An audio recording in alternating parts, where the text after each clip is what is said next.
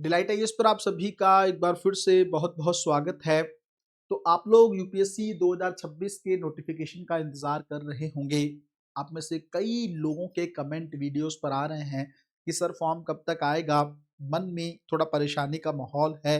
जब तक फॉर्म को फिल अप नहीं कर देते, जब तक सारे डॉक्यूमेंट्स को अच्छे से हम लोग अपडेट नहीं कर देते, वहाँ पे अपलोड नहीं कर देते, तब तक हमारे मन में एक स्थिरता का माहौल नहीं बनेगा।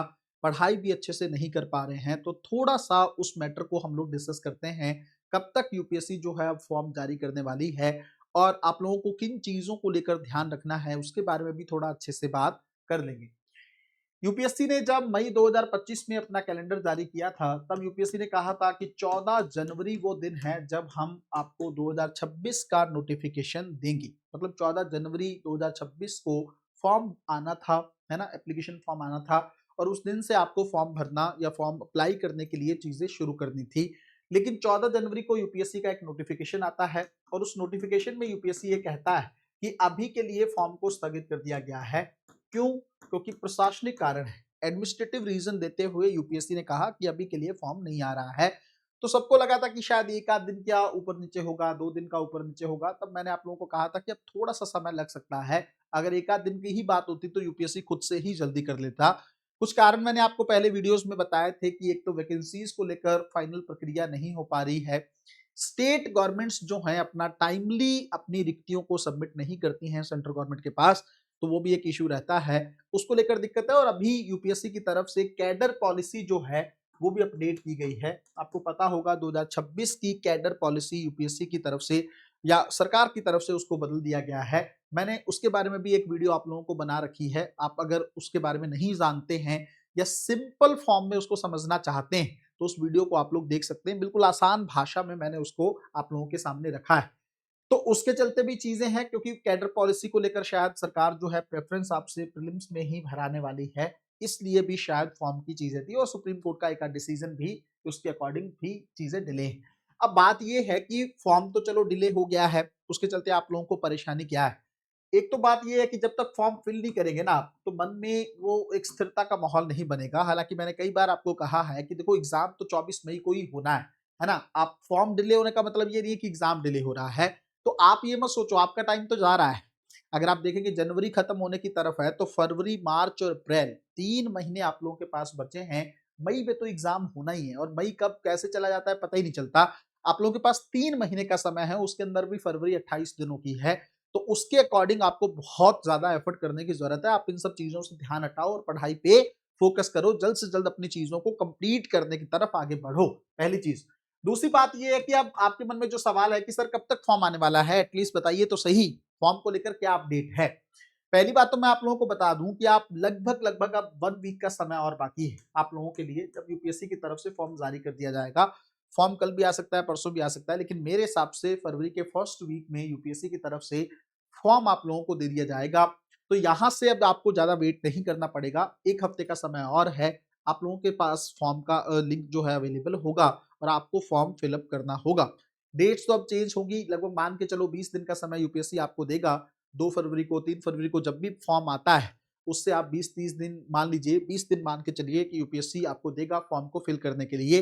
तो अगर आप लोगों ने डॉक्यूमेंट्स अभी तक नहीं बनाए, खास करके वो लोग जिन्होंने जो लोग कास्ट सर्टिफिकेट बनाते हैं या किसी किसी एक रिजर्व कैटेगरी से बिलोंग करते हैं, अगर आप लोगों ने प्रमाण पत्र नहीं बना रखा या वो सेंट्रल लिस्ट में आपकी जाति को आपने नहीं देखा है या सेंट्रल सर्टिफिकेट आप लोगों ने नहीं बना रखा है, अगर आप लोगों ने इनकम सर्टिफिकेट नहीं बना रखे हैं या माता-पिता के पैन कार्ड नंबर भी अभी तक आप लोगों के पास नहीं, अगर इस तरह की चीज़ें अभी भी फँस रही हैं, तो जल्द से जल्द उसको बनवाने की कोशिश करें, क्योंकि अगर वो नहीं होंगे तो आप लोग फॉर्म में आपको दिक्कत का सामना करना पड़ सकता है।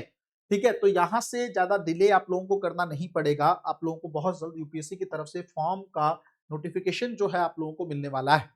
अब बात ये है कि सर कैडर पॉलिसी को लेकर प्रेफ़रेंस और वो सारी चीज़ें कैसे देखनी है? अब देखो उसमें तो आपको अभी खुद से ही देखना होगा। क्या देखना होगा कि भई कौन से स्टेट को आप प्रेफ़रेंस देना चाहते हैं। अगर आप लोग होम कैडर भी लेना चाहते हैं तो आपको कंपल्सरी रूप से उसमें येस करना होगा। अगर आप लोगों ने फॉर्म में वो चीज़ें नहीं कर रखी हैं, तो चाहे कितनी अच्छी रैंक से आपने क्वालीफाई किया हो, आपको होम कैडर अब यूपीएससी नहीं देगा। इस चीज़ को लेकर आप लोगों को मान के चलना है। तो फॉर्म फिल करते समय जितनी भी डिटेल्स हैं, इवन उससे पहले जो रजिस्ट्रेशन प्रोसेस चल रहा है यूपीएससी में, वहां पे जो भी डिटेल्स आप लोग फिल कर रहे हैं उसको बहुत ध्यान से फिल करिएगा। एक बार अगर उसके अंदर गलती हो गई तो यूपीएससी अपडेट करने का मौका आप लोगों को नहीं देगा। इस बात को आप लोग समझ लीजिए। तो बहुत सीरियसनेस के साथ, बहुत सिंसियरिटी के साथ आप लोगों को इस फॉर्म को फिलअप करना है।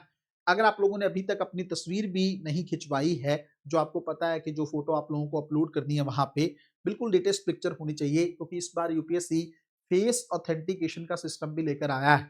अगर आपकी पिक्चर बहुत पुरानी होगी ना, तो फिर वो वहां पे जब वो ऑथेंटिकेशन होगा तो हो सकता है आपसे मैच ही ना करे और आपको एग्जाम देने के लिए ही अंदर ना जाने दिया जाए। तो अभी रिस्क मत लीजिएगा, थोड़ा आलस को छोड़ दीजिएगा। बिल्कुल लेटेस्ट पिक्चर है ना, यूपीएससी कहता है कि फॉर्म से 15 दिन पहले की पिक्चर आप करवा लो, लेकिन मैं कहता हूं कि जैसे अभी फॉर्म आने वाला है, आजकल की आप कोई पिक्चर जाइए और उसको क्लिक करवा के और वो पासपोर्ट साइज में अपने पास रख लीजिए, क्योंकि लेटेस्ट पिक्चर रहेगी तो आप लोगों के अकॉर्डिंग सही रहेगी।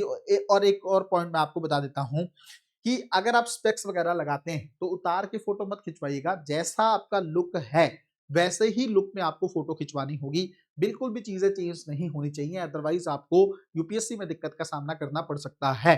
तो तैयारी कर लीजिए किन किन चीजों को लेकर। अगर रजिस्ट्रेशन नहीं करवाया है तो सबसे पहले जाकर आप लोग रजिस्ट्रेशन करवाओ, है ना। अच्छे से चीजों को ध्यान से देखना है, हर चीज को ध्यान से फिलअप करना है। दूसरा, अगर आप लोगों ने जाति प्रमाण पत्र वगैरह में अभी भी आपको दिक्कत लग रही है तो वो आपको पहले से ही उसको रेडी रखना है। अगर इनकम सर्टिफिकेट वगैरह अभी तक आपके रेडी नहीं हुए हैं तो वो भी 3 साल के आपको रेडी करने पड़ेंगे। ये सारी चीजें आप लोगों को पहले से ही तैयार अपने पास या जहां पे आप स्टडी करते हो उस टेबल पे रख लो। जैसे ही फॉर्म आएगा, अगर आप लोगों को दिल्ली चाहिए, है ना, एग्जामिनेशन का सेंटर, तो जल्दी से आपको 2 से 3 दिन में उसको फिल करना पड़ेगा, वरना हो सकता है 1 वीक तक दिल्ली आपके हाथ से निकल जाए, फिर आसपास के सेंटर में ही आपको एग्जाम देने का मौका मिलेगा। तो फॉर्म की जितनी तैयारी हो सकती है उसको कर लीजिए, रजिस्ट्रेशन प्रोसेस को अच्छे से कंप्लीट कर लीजिए। उसके बाद एक चीज मैं और कहूंगा, जैसे मान लीजिए आप 1 वीक तक अपना टाइम मत वेस्ट करिएगा, पढ़ाई को थोड़ा सा आप लोगों को अच्छे से करना है। अगर आप लोग पढ़ाई से डाइवर्ट हो रखे हैं और फॉर्म में ही पूरा ध्यान लगा के बैठे हैं, तो ये समय लौट के नहीं आने वाला है। समझ लो, इस बात को बहुत अच्छे से समझा रहा हूँ। प्रीलिम्स 2026 अगर मिस होता है ना, तो आपको 2027 पे एग्जाम देने का मौका मिलेगा। आपका ये 1 साल का डिले नहीं है, कम से कम 2 साल का डिले है।